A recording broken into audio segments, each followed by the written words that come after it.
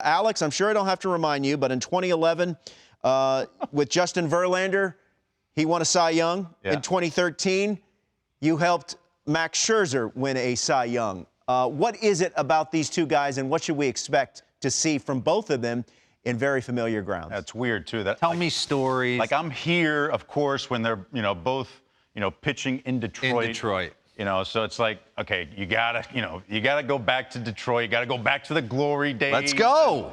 And it was amazing that time, that run that we had, being able to catch both of them. And they made my life like living hell for a little while too. But at the same time, they made me so much better because they pushed me. But these guys. What do you mean by that? Pause. I'm gonna interview you during this. What do you mean by that? Okay. Take me through what that's like, catching these guys. What are their expectations out of their catch? Well, that's the thing, that you need to like keep up with them in their preparation for the game, or unless you're not catching them, like, because they have such a high level of preparation of what they want to do, what they want to accomplish. You got to be able to meet that. You got to meet their type of energy. That you got to meet their preparation and their understanding of what they want to do to get through a lineup, to be on the same page with them. If you wanted to call a certain pitch and he shook it, well, were you like, you were dead set, like, I need this right here.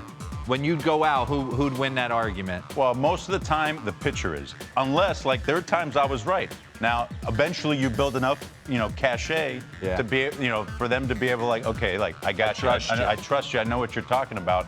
And those were the conversations, like, we would have in between innings in the dugout. We can keep going. We can keep going with the video. Run that. Hold on and look at that pause. hair. Pause. Oh, can we discuss the hair helmet you got working? Sometimes you just got to do something to, like, get a win. All right, run it.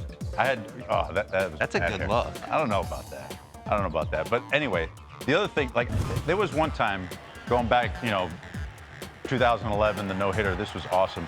But when I first started, actually catching Justin, when I first came up, I ended up going down and trying to block one of his curveballs, and I didn't block it right. Runner advances, on the base. I don't know if he remembers this, but after the game on the bus, he pulls me over and goes, "You want to catch me? I'm gonna need you to block that." Really? Oh yeah. And I was a young kid, like, still learning how to catch, but it pushed me to be better.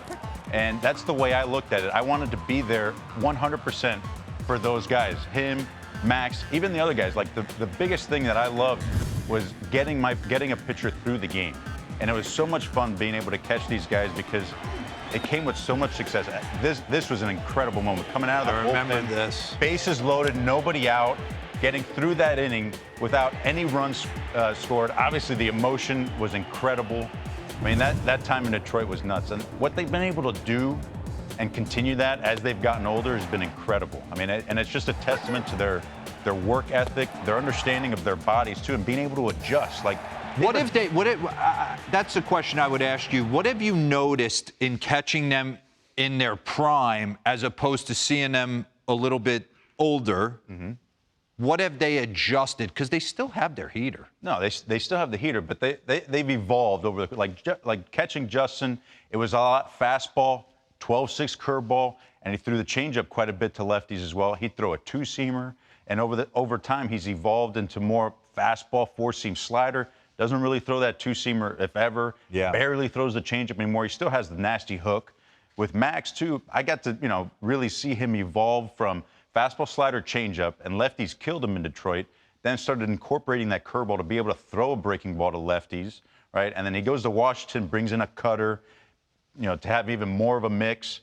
I mean, just the evolution from then to now, it's not only from a pitch mix and pitch usage, as far as their evolution, but also the way they've trained, the way they understand their bodies, their mechanics, to be able to be as efficient as possible has been a testament to their work ethic. Is there a friendly competition between these two? I always watched, like, Maddox and Glavine. Glavine always wanted to outdo Maddox. Yeah. Smoltz was kind of in the, I'll outdo you both. And there was this, like, It was like- yeah. sneaky rivalry already on the bench. I feel like these two kind of. It was like that in Detroit with them, and the rest of our rotation too. We had good rotations.